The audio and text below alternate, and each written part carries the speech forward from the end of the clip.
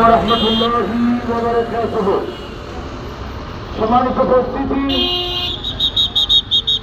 মুসলিম সংগঠন এই জলিলনগর বাস স্টেশনের ব্যবসায়ীবৃন্দ, আজ আমরা যদিও বা ঈদের শুভেচ্ছা বিনিময় করছি একে অপরের সাথে। আজ আমরা যদিও বা মুখরোচক খাবারের মাধ্যমে একে অপরের সাথে আপ্যায়ন করছি। আপনারা অনেকে অবগত আছেন, এই বিশ্বের প্রথম বিশ্বযুদ্ধের পরে ফিলিস্তিনের উপর ইহুদিবাদীরা, এই ব্রিটেনরা ফিলিস্তিনের জমিনে দুটা রাষ্ট্র, একটা ইহুদি রাষ্ট্র, একটা আরব রাষ্ট্র প্রতিষ্ঠা, যে মিথ্যা স্বপ্ন দেখে আমাদের বাইতুল মুকাদ্দাস দখল করার ব্রিটিশরা যেই নীল নকশা অঙ্কন করেছিল, ওই নীল নকশার ভিতরে আমেরিকা দালালি করে বারংবার বিচার করেছিল। বারংবার বিচার করে তারা সবসময় ইহুদিদের পক্ষে গিয়ে মুসলমানদের সাথে বিমাতা সুলভ আচরণ করে মুসলমানদের ধ্বংস করার জন্য যেই ষড়যন্ত্র করছে, সেই ষড়যন্ত্রের বিরুদ্ধে বাংলার মুসলমান ঐক্যবদ্ধ তীক্ষ্ণ। বন্ধুরা, জানিয়ে রাখতে চাই, আমরা ঈদ পালন করছি। ইসরায়েল আমাদের ফিলিস্তিনের ছোট ছোট মাসুম বাচ্চারা জান্নাতে ঈদ পালন করছে। বিশ্ব মুসলমানের বিশ্ব বিবেকের কাছে প্রশ্ন রাখতে চাই, আজ মুসলমানদের পারমাণবিক অস্ত্র আছে, ওই পারমাণবিক যদি মুসলমান রক্ষায় কাজে না লাগে, ওই পারমাণবিক দিয়ে কোনো কাজে আসবে না, ঠিক না? আমরা চালিয়ে রাখতে চাই।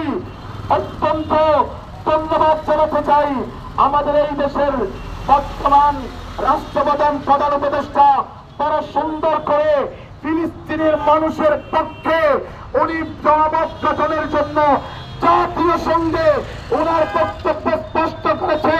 আমরা ওনার সাথে বাংলার জনগণ জানিয়ে রাখতে চাই, ফিলিস্তিনের মানুষের উপর যে হত্যাযজ্ঞ চলছে, যদি সারা পৃথিবীর মুসলমান এক হয়ে যায়, ইহুদিবাদীরা পালানোর জায়গা পাবে না, ঠিক কিনা? বোঝা যায় বিশ্ব বিবেক জাগ্রত হোক। ফিলিস্তিনের মুসলমানের পক্ষে বিশ্ব বিবেক যদি জাগ্রত না হয়, তাহলে আজকে ফিলিস্তিনের শিশুরা জান্নাতে চলে যাচ্ছে ঈদের দিন।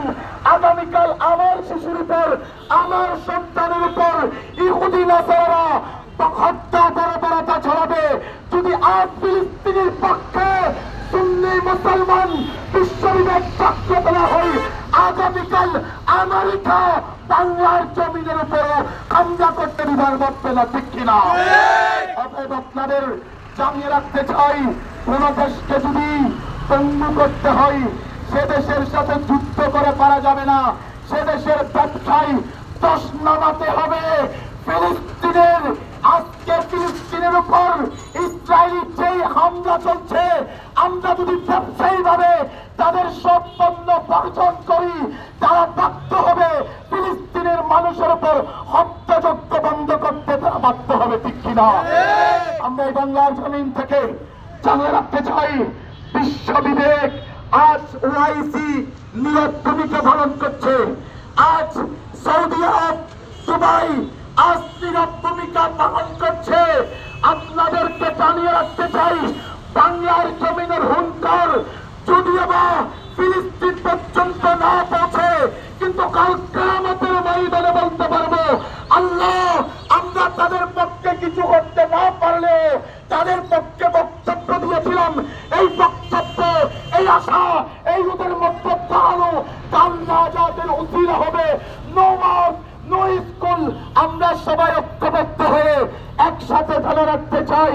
ভারতের মুসলমানরা আজ হুমকির মুখে, ফিলিস্তিনের মুসলমানদের মতো ভারতের মুসলমানরাও নিজের পিতাবাড়ি হারানোর হুমকির মধ্যে পড়েছে। আজকে শত শত মসজিদ ওই ভারতের জমিনে শহীদ হয়ে যাচ্ছে। বাংলার জমিনে শত শত মাজারে হামলা হচ্ছে। ফিলিস্তিনের পাশাপাশি ভারতের মুসলমান, বাংলার সুন্নি মুসলমানের পক্ষেও আমাদের আজকে আমরা সবার উপর আল্লাহ রাব্বুল আলামিনের খাস রহমত নাযিল করুন। আমরা আজ নয়, আগামীতে কিয়ামত তক মুসলমানরা মুসলমানের পক্ষে থাকবে। এই প্রত্যাশায় শেষ করছি। ওয়া আলাইনা তাওফীক ইল্লা বিল্লাহ। আসসালামু আলাইকুম ওয়া রাহমাতুল্লাহ।